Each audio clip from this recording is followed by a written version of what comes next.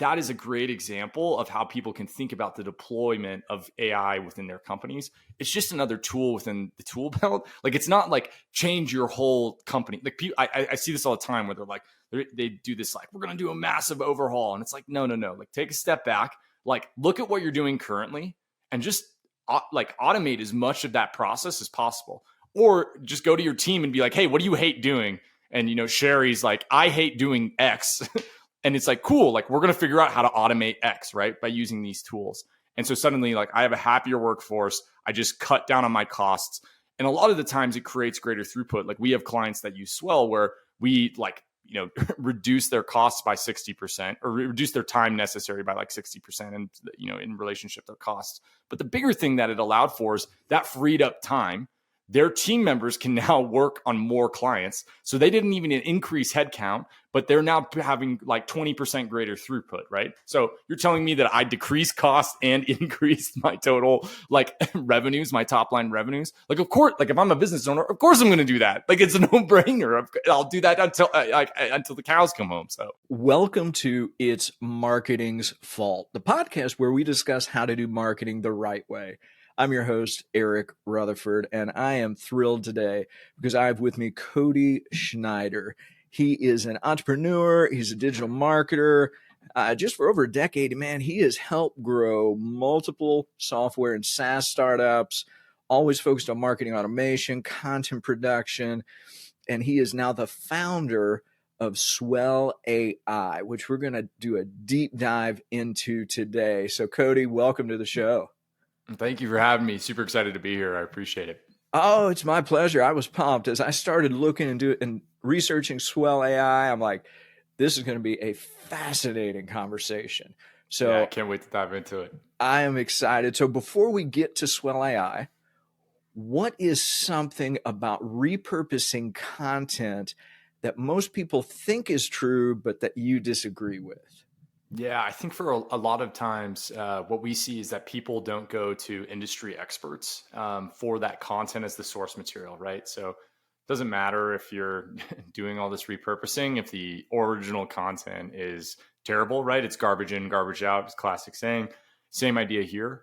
You have to create stuff that has, like already some type of it factor to it. And then all you're doing is just taking that and repackaging it into all of these different platform native pieces of content, right? So for example, this podcast, you make clips, you make tweets, you make LinkedIn posts, etc. Each of those channels, or like, for the clip side, it's YouTube Shorts, TikTok, Instagram Reels. Each of those channels, they have a different type of media that's going to be most likely to get more reach on each of those platforms. So with content repurposing, it's really that. It's like taking that source material and then transforming it into what is going to be most receptive on that platform where your target customer is spending time online. So we can pick that apart and go way deeper, but that's kind of the high level that I think for a lot of people, like as soon as they connect those dots, it's just like when you're a marketer, it's like light bulb, immediately you realize, okay, here's the power of this, especially when you're in a B2B world. So yeah, let's just go deeper. Is that something where you see people sort of like missing the unique sort of voice and nature of each platform where they're trying to do the same thing everywhere? I think that's a component for sure. I think so like they're trying to force what they want to be on that platform. We see, I used to work at a digital marketing agency that was like a B2B digital marketing agency.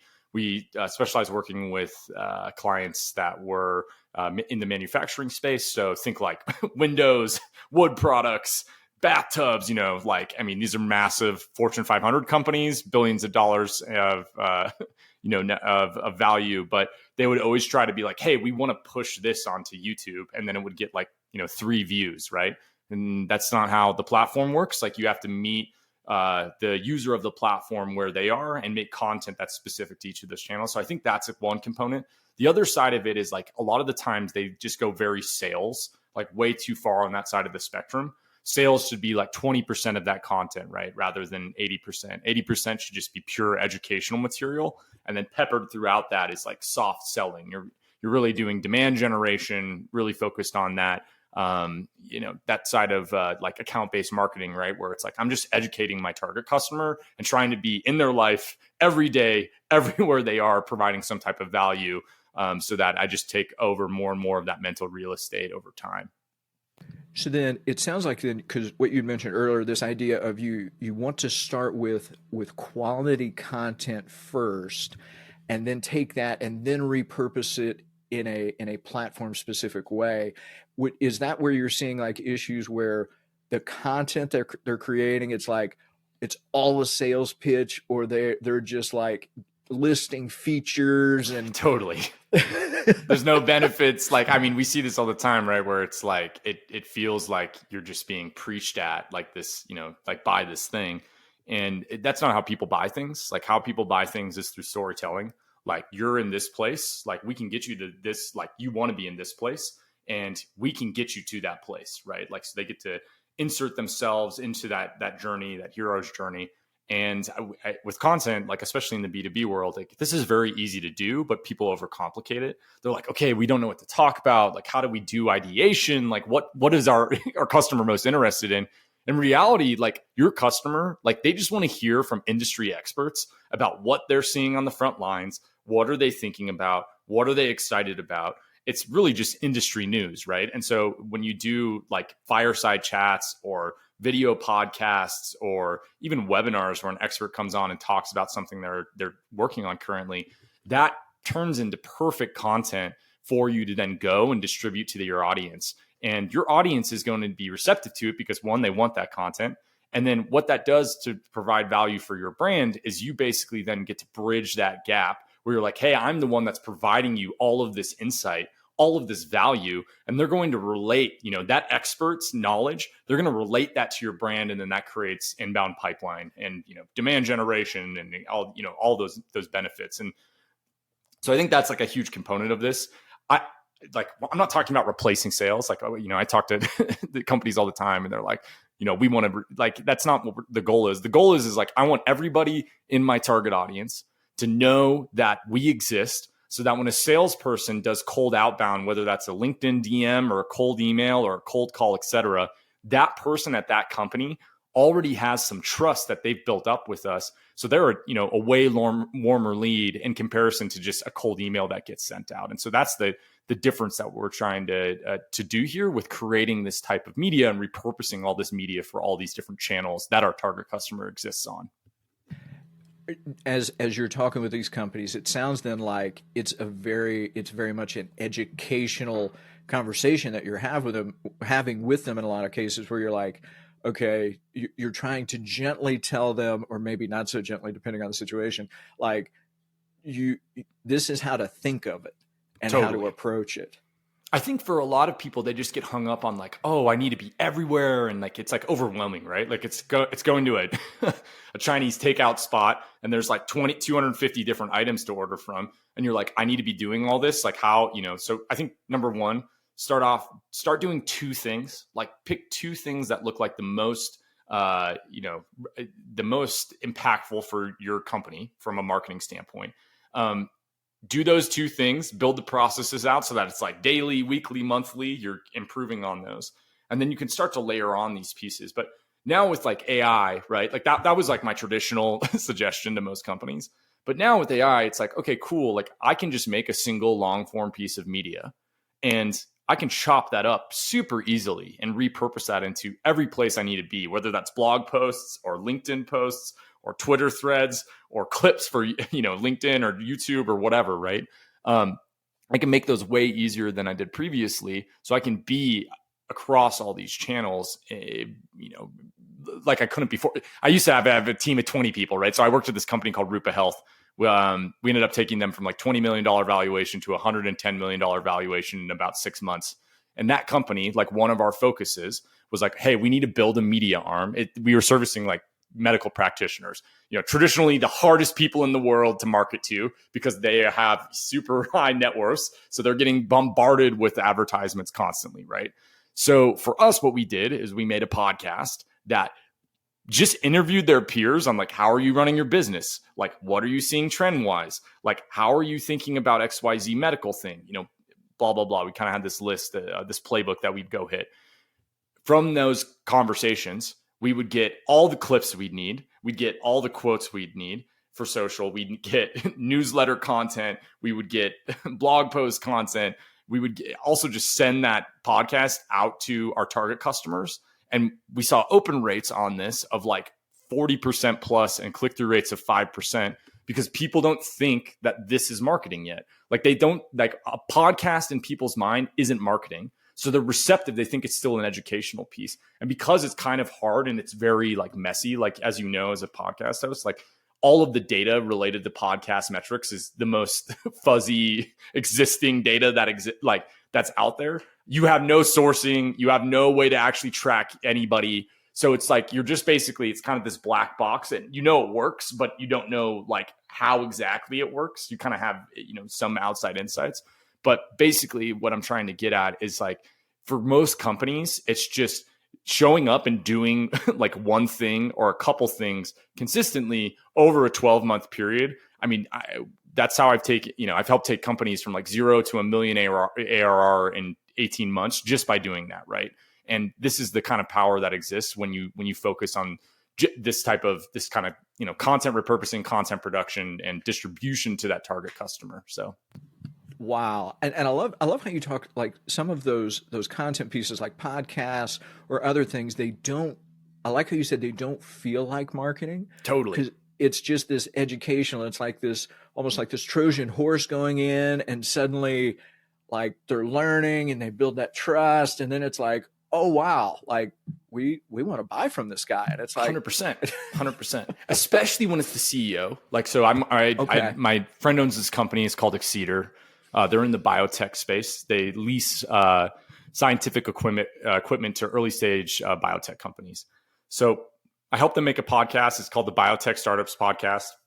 It's now a top 10 life sciences podcast in the US. It's a top 200 science podcast in the US. And literally all they do is just interview their target ICP, right? Like he talks to the people that they want to get in relationship with, that they want to sell equipment to. So what happens with this? Two things or really three things are going on. So first, he has an excuse to reach out to his target customer, be like, hey, Sam, I want to interview you on the podcast. You come in, sit down for 3 hours. We have an email list of 25,000 people. There's tons of VCs on it. There's tons of other biotech founders on it.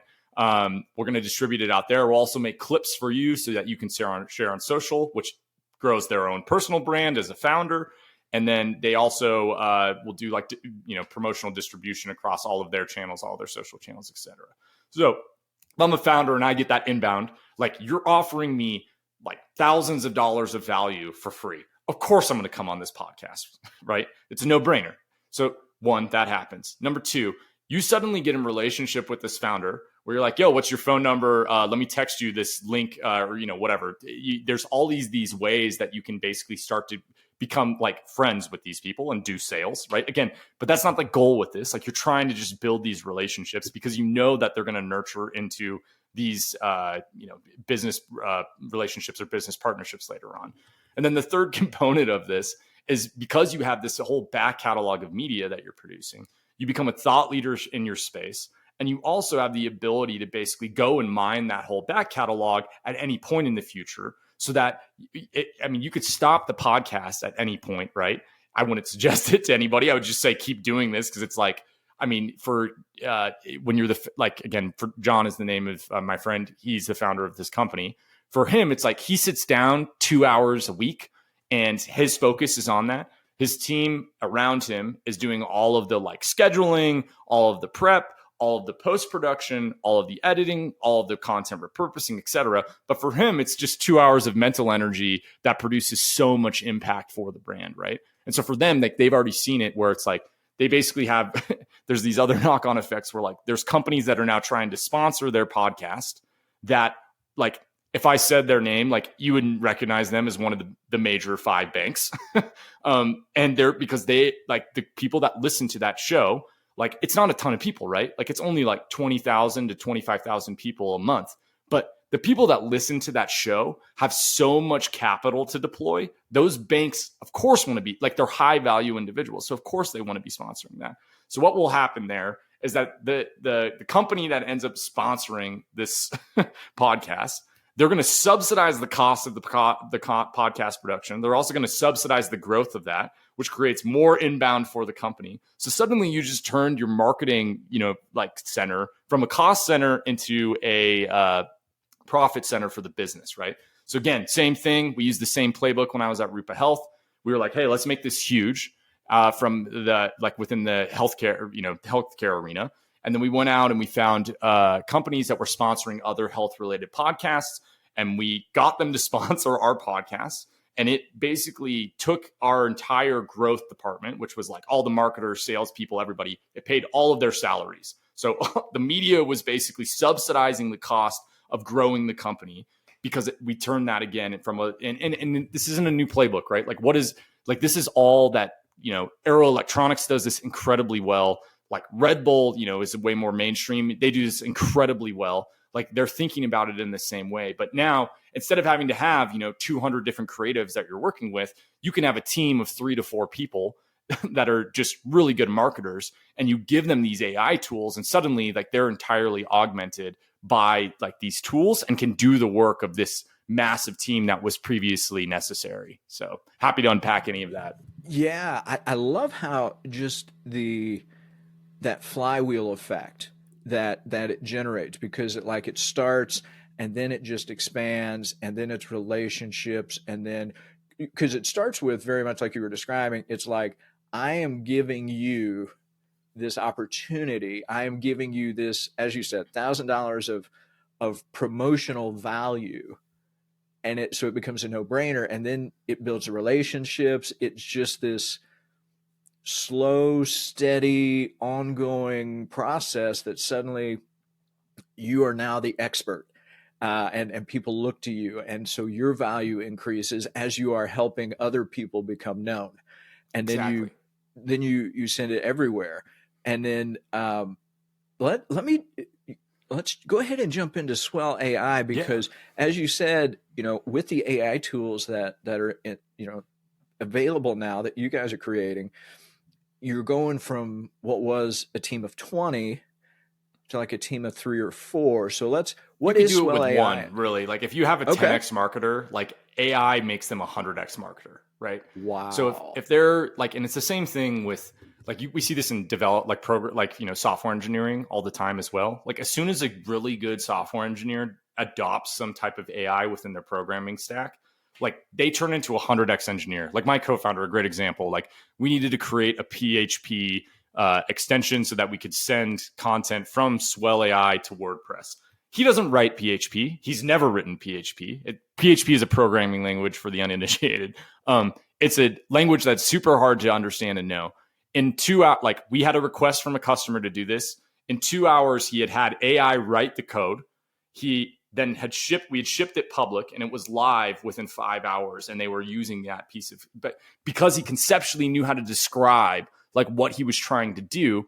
Or, the other way that people are doing this is they write Python, right? And then they're like, cool, now change this into PHP. And suddenly they have this application. So what I'm trying to say is that really good people already that start to use these tools within their workflows, that's the opportunity. That's the arbitrage, the marketing arbitrage that exists right now, is just even small uses of this, 10% of your workflow, 20% of your workflow. It's going to create so much impact for your business. But yeah, happy to, I know you had a question, so I didn't mean to cut you off, but no. It's super critical. I think they kind of talk about that. So no, I appreciate that. I like how you talk about it can take a 10x marketer or a 10x programmer or a 10x somebody, and it's not just making them twice as fast. It's at an exponential level in terms of their effectiveness. 100%.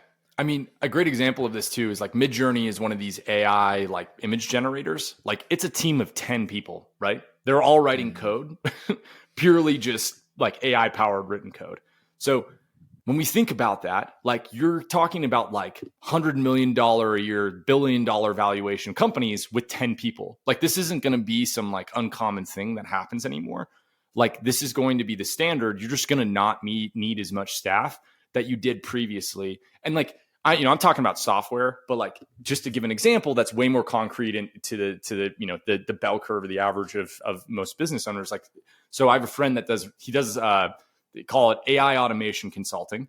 And like all he does is he goes and he talks to like real estate companies. And for majority of those companies, it's just paper pushing, right? And so he's like, cool. Like first thing he does is he comes in and he audits their workflows. And then he's like, okay, I can like automate these sections of your company's workflows. A lot of the times it's 60% of whatever they're doing from like a time consumption standpoint.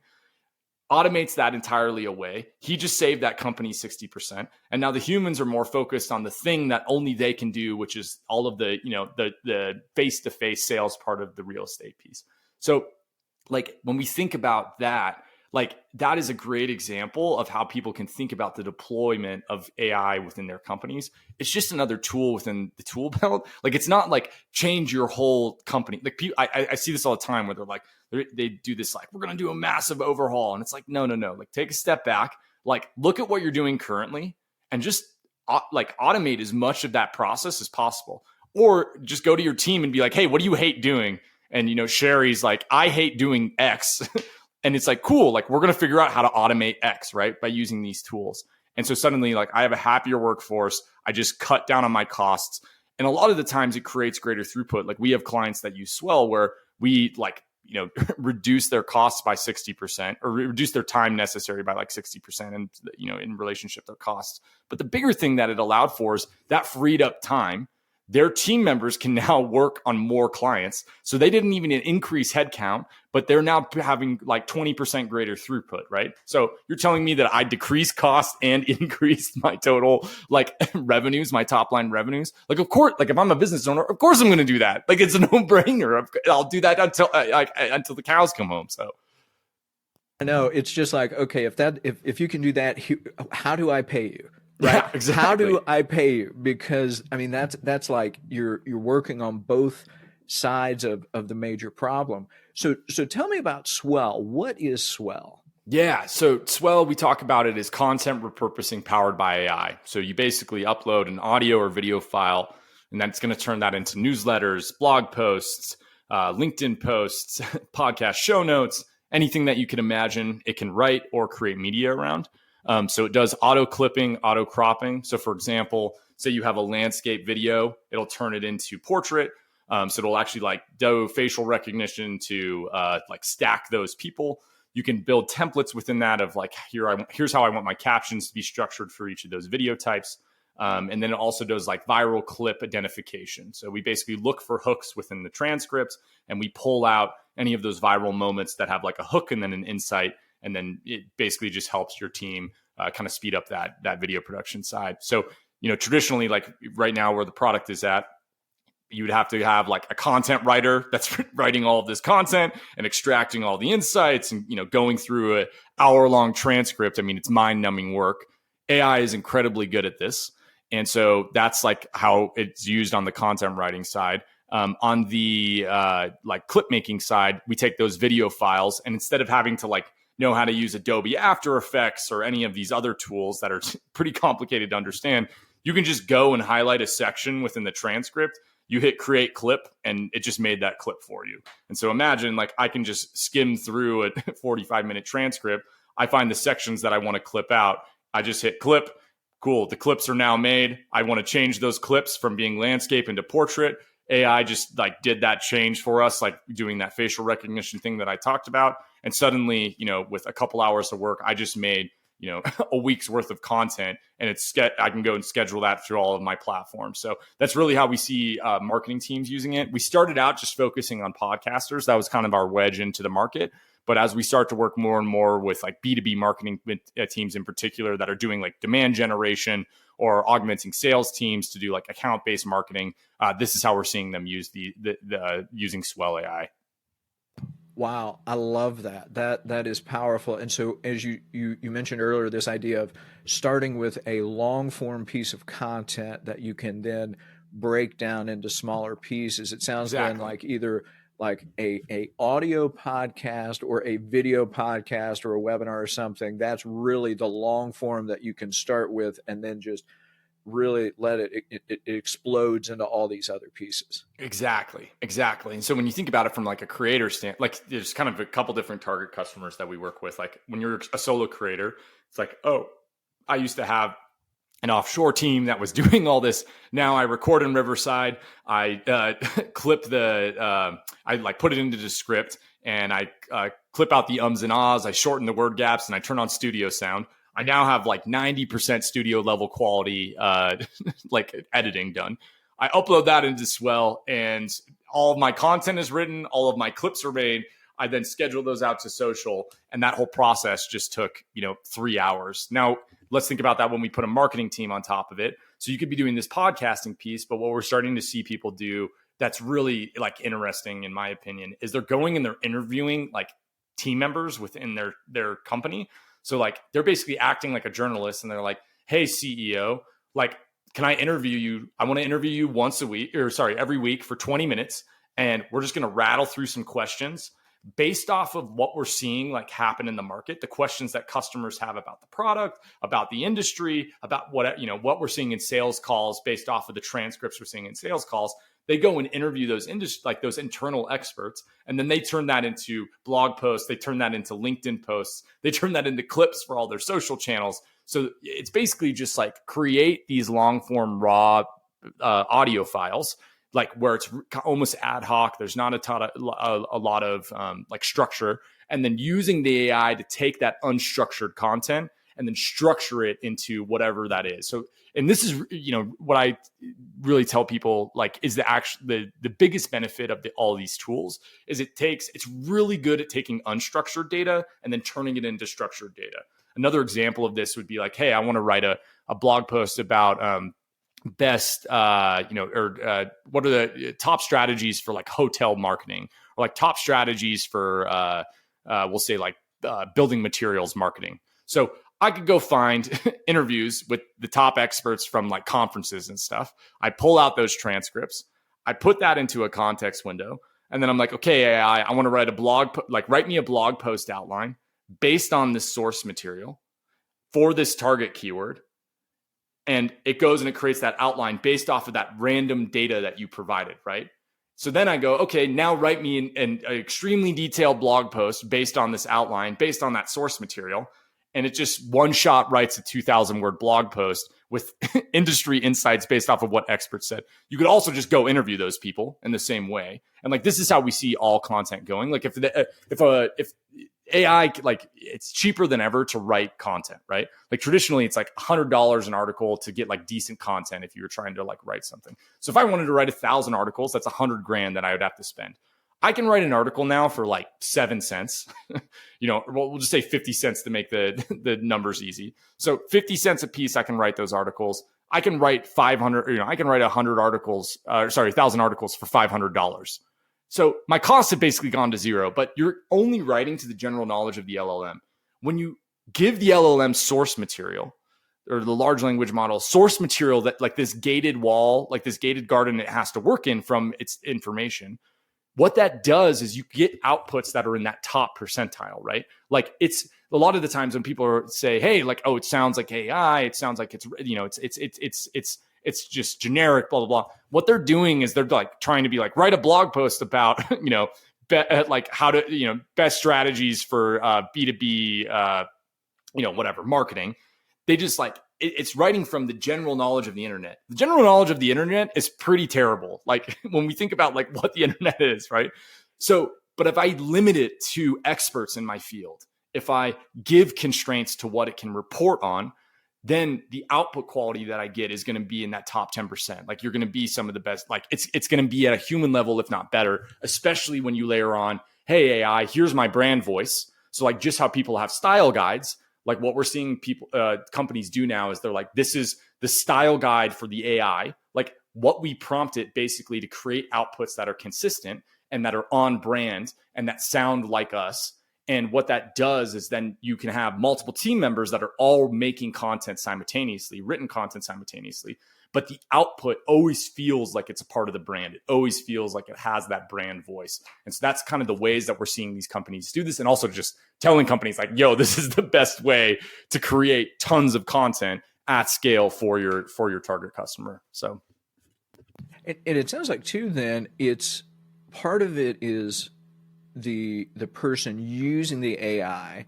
So it's part of it is the prompts, part of it is the way you phrase it, but in some ways having sort of that knowledge of how it works without the AI makes it go so much smoother once you're using the AI. Totally. Have you seen that? Yeah, I think for a lot of people, they get hung up on prompting, and like half the time with prompting, it's just ask the AI, like, I'm trying to do this. What questions should I ask you to do this? And it's going to give you 5 questions that then you can go and like use as prompts basically to create the outputs that you're looking for. Another thing that we see people do really often is they try to like do this really complex prompt. But if you just break that down into small steps, like just like you would if you were handing this off to a junior team member, what you're going to see is that the output quality improves like tenfold, right? So an example of this is like, say I'm writing that blog post. So you would create what we call a prompt chain. So a prompt chain is basically like just how you have a chat with like ChatGPT or one of these AI tools, where it's like I give a prompt and then it gives a response, and then I prompt it again and it gives a response, and it prompts and I give a response. We call that a prompt chain. So a prompt chain, you can save that as a template. And so then whenever I provide the raw materials, it's just going to go and produce that content output that I'm looking for. So again, to use this blog post example, say I'm trying to write this detailed blog post that's in my tone of voice. I could have the first prompt be, okay, so I upload. So for example, we have people do this with Swell. They upload an MP4 into Swell. It creates a transcript, and we put that transcript into the context window. Then there's a prompt chain that the first prompt is, okay, create an extremely detailed blog post outline based off of this transcript. It makes that outline. And then we say, okay, now now write an extremely detailed blog post based on this outline. The transcript, all those prompts and responses are still in that context window above it. So it still understands that like what it did previously. So then it writes that blog post outline. And then we say, okay, now turn it into this brand's tone, style, and voice. Here's the brand's tone, style, and voice. And then it transforms that blog post into the tone, style, and voice of the brand. So that whole thing that I just talked about can be saved as a template, so that all I have to do is just provide raw materials. And then I get that output consistently every time in the future, right? And traditionally, like if I wanted to go write that article, like that's 5 hours of work. All this takes now is literally 3 minutes, right? Like from uploading to transcribing to the prompt chain running to having that output, that's 3 minutes. And so then your team's job, all they have to focus on is now just going in and doing the final touches, that last 10%, making it more human, maybe adding some better call to actions throughout it, et cetera. But this is like, the analogy I've been using is we like, think about it as we're taking crude oil and we're turning it into plastics, we're turning it into aggregate, we're turning it into diesel, we're turning it into all these different output types that you can create out of that raw material. Our raw material is video content. And then we're taking that raw material and we're turning it into all these different pieces. So when companies like start to wrap their minds around this of like, oh my God, like you're telling me like we can just record an hour-long video on a weekly basis and that's all my company's content for the entire week. I mean, it's an unlock. This is the marketing arbitrage that exists right now. So it is. It's like this massive. In some ways, it's like once if a business implements something like Salesforce reporting, anything like that, where you were bringing data together and suddenly it's accessible, where you're not having to go to spreadsheets, where you're not having to go to all of these siloed sources, where all of a sudden it's just boom and it happens. It changes the game completely. 100%. And I think the big thing is, again, like we're not trying to change the workflows of people, right? Like people are already doing this. And again, I keep harping on this and like all these conversations that I'm having. It's like, don't reinvent the wheel. Just take what you're doing and try to like find tools that automate what you're doing. Like that's the whole point of all of this, right? Like, why do we build software? Why do we use Excel for anything? Like, why do we build like SOPs and processes? Like we're trying to create these standardized things. And the AI can be used as the vehicle for that standardization and doing all that heavy lifting work that before was just very time consuming. So, and I totally agree with you. I agree with what you've been saying. I am going to ask sort of the flip side of that, because I know there are people out there who are like, you know, I don't know if the AI generated content, if it counts, if it's real content. How would you respond to them? Yeah, I think the big thing is like, again, when it's your source material, like you're guiding where it's going, right? Like you're basically saying like, here's this, like walled garden that you can work within. And that's way different than just like, for example, we created an internal tool to do programmatic SEO. And what we would do is we went and found every target keyword for our brand. And then I took all of those keywords and I wrote a piece of software that basically would go and write a 2,000 word article for every one of those target keywords. And then it would publish it to the website. So like to talk about scale of this, like you like write 20,000 articles and publish them to your website. And like, I think we did it in 24 hours. So what happened to that? Like this was an aged website.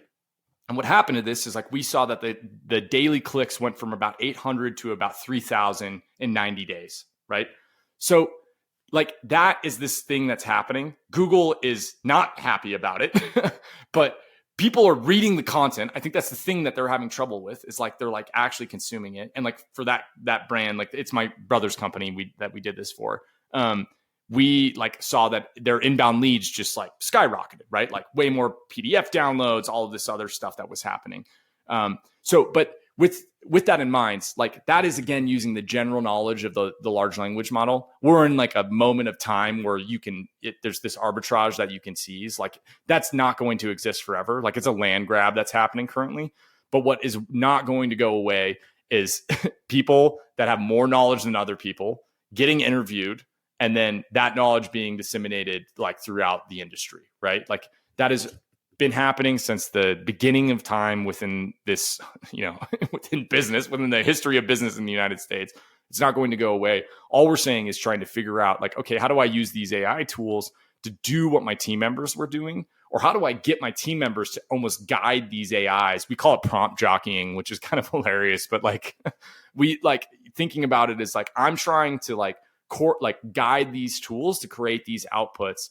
And then that process that I just defined, I'm trying to save that as like a template that I can use over and over again as an automation by providing that raw material. And again, when I provide it stuff that is, original content from original sources that isn't from the general knowledge of the AI, the outputs that you're going to get are going to be so much more valuable to your target customer.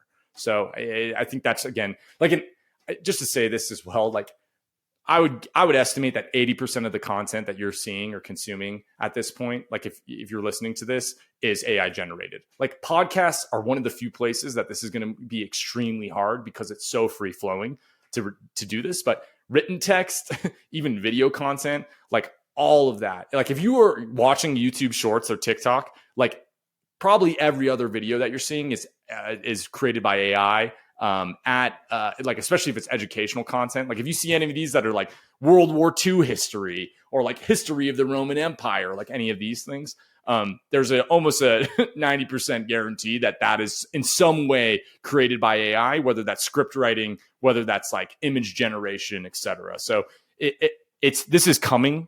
It's on the horizon. It's 100% happening. I think it's figuring out, okay, how do I adopt it so that it serves my brand?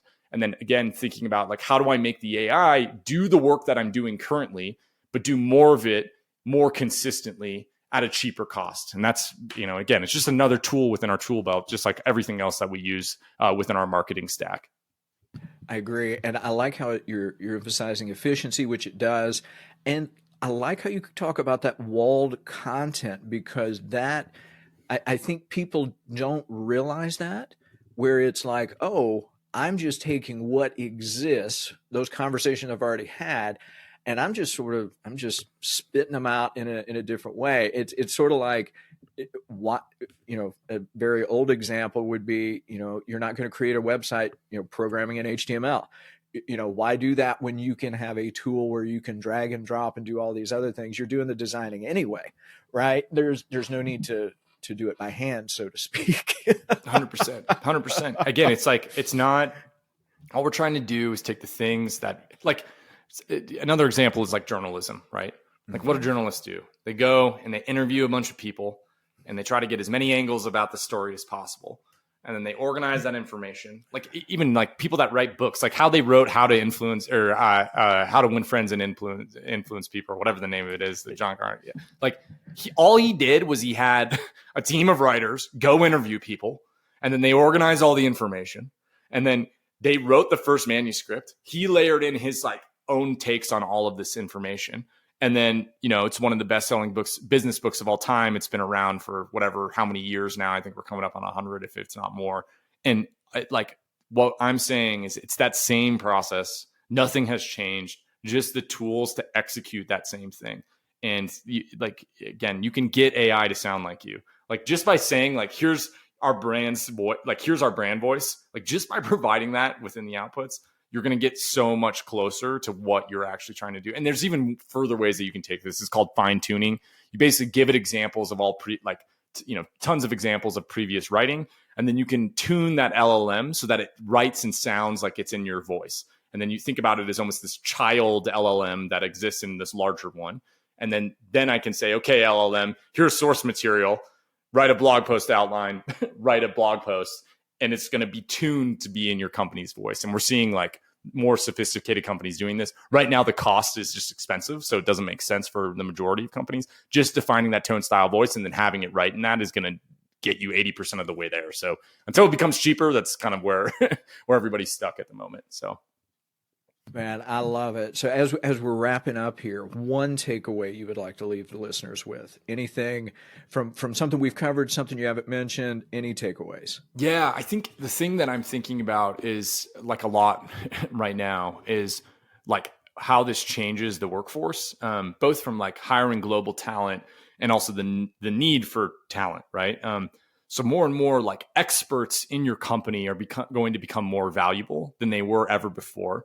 So we're seeing this, like an example of this is this company called Klarna, where they just like basically automated 700 of their customer service representatives' jobs, right? So how did they do this? They created this like knowledge base of information, and then they train this chatbot based on it.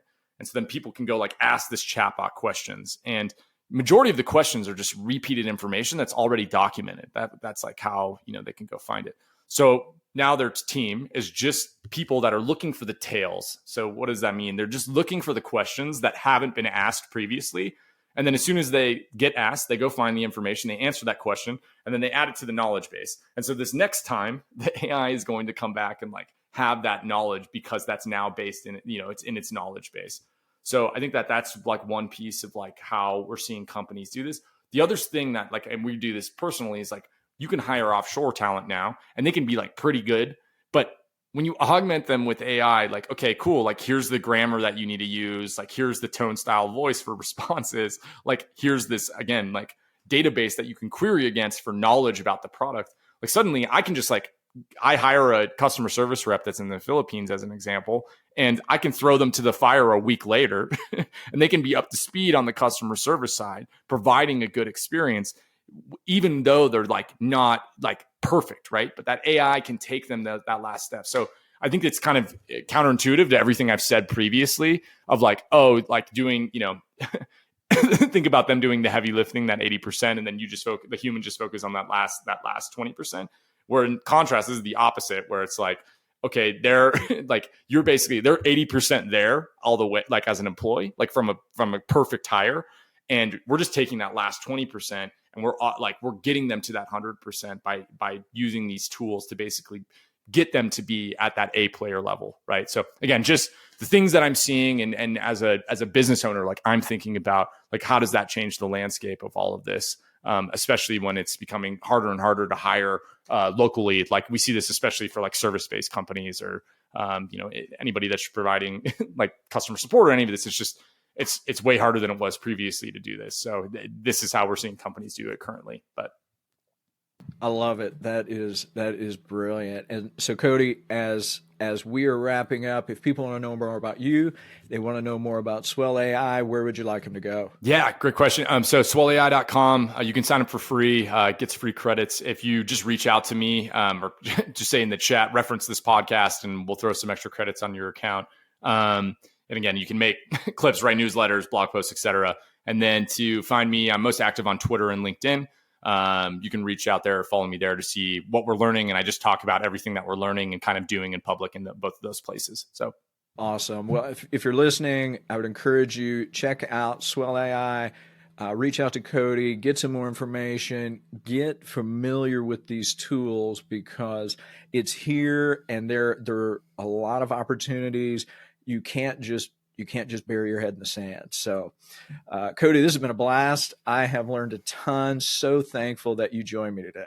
Thank you for having me. I really appreciate it. Again, super valuable for me as well, just to connect the dots and kind of synthesize stuff. So every time I come on one of these, I'm always like, this is some of my best time spent. So I appreciate it.